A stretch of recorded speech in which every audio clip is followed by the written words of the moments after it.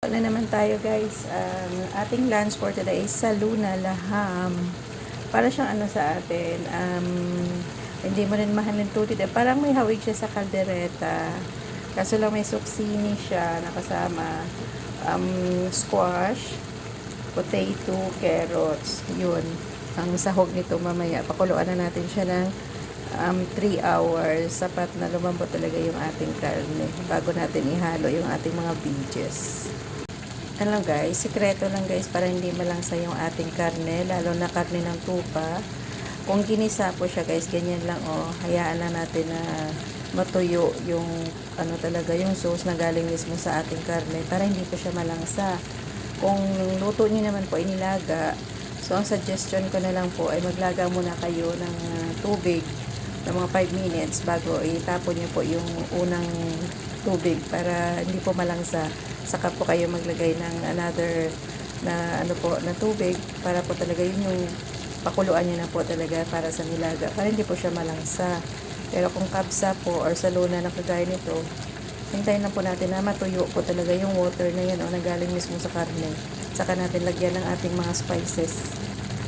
Yan na po. Konti na lang, patient lang.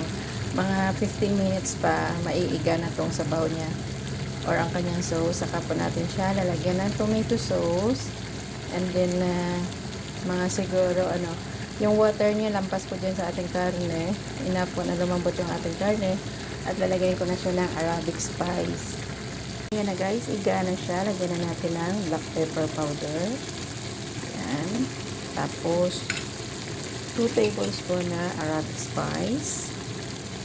Spread lang natin ganyan. Okay, maglagay din tayo ng 1 pack na tomato paste. So, ganyan lang natin. Ang hirap guys, no? Nag-iisa lang ang inyong lingkod.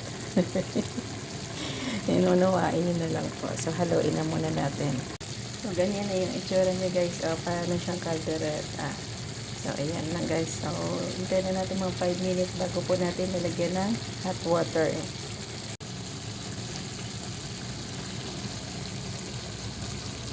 So, ayan na guys. Igang-iga na siya. Bubusan na natin ang ating hot water. So, ganun lang kadali gumawa ng saluna beef. Nakadaming tubig guys. Ang sapat na yan para lalambot yung ating karne ng 3 hours.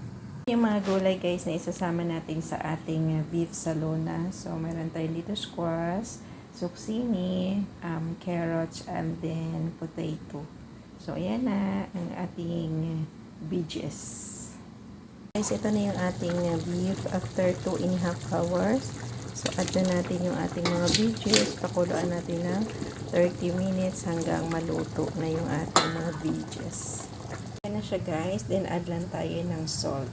Depende